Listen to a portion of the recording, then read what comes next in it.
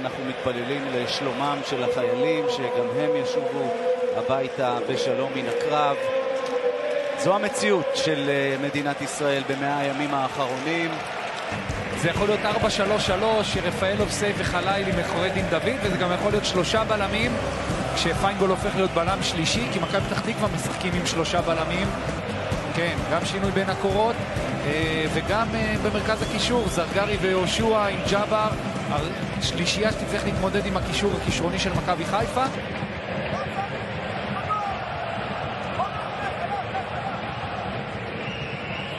ג'אבר, כדור טוב לרפאלוב, הוא ממשיך אותו נהדר, וזה יהיה 1-0, לא! הצלה גדולה של וולף. זה יהיה רפאלוב. וזה כמעט 1-0. הוא מזעזע את המשקוף. איזו בעיטה, זה לא נגמר. וולף, רק שזה לא ייכנס. גם מסובב, גם חזק, יד, אין. הנה זה קורה, קורנו.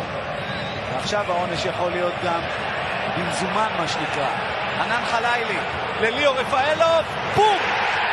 נאיביות, אדם פוקס, בלי לראות למי, נותן כדור על עיוור, שכל מכבי...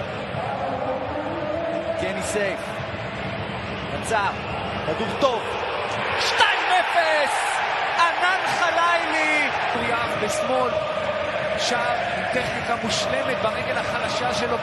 בפיר יכולה לעצור את ה-3-0 הזה, הנה זה קורה, מסיידגו.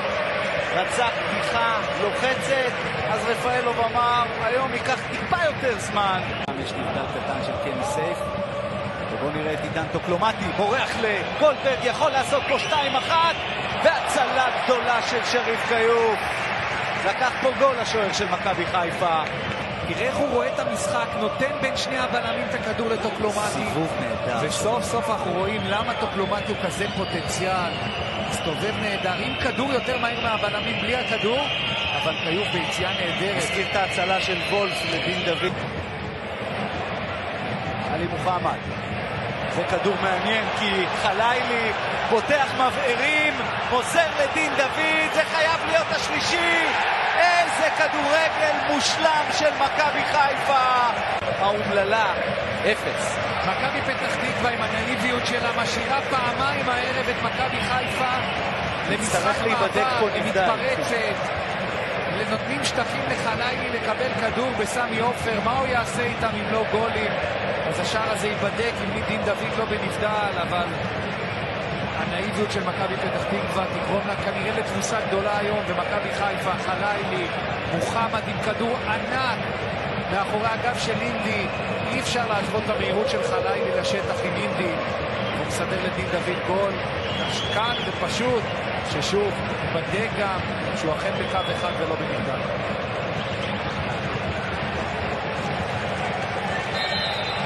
נבדל. ואני רוצה להגיד לך שזו טעות גדולה של דין דוד. היה לו המון שטח לחכות לראות את הבלם שאיתו. הוא היה מוקף 3 שחקנים והוא עם כוח בהתחלה השתחרר מהם, ואז כולם חיכו לפעולה של כוח והוא נתן טאץ' ברגל שמאל. איזו טעות של אקווה. גוני נאור, איזה שער מדהים! וואו, וואו, וואו, גוני נאור! לפנתיאון של השערים שנכבשו באצטדיון הזה. צ'יפ מהסרטים. קלאסה שבקלאסה. אקווה שם מאבד, והצ'יפ הזה מ-20 מטר. הוא רואה את וולף בחוץ, והוא נותן פה הקשתה. אתה יודע מי יושב פה לידינו ובטוח מוחא כפיים בשער כזה? רובן עטר, שהיה גאה בשערים כאלה, היה יודע להבקיע שערים כאלה. עם שמאלה. בוודאי, אבל איזה יופי. השילוב בין החילוץ לתגובה מהירה, לקשיפה, אלגנט, קלאס. איזה שאפו. גוני נאור, שהגיע בינואר שעבר מהפועל ירושלים, מבקיע סוף סוף את שערו הראשון במדי מכבי חיפה, לטכניקה אצלו זה משהו באמת.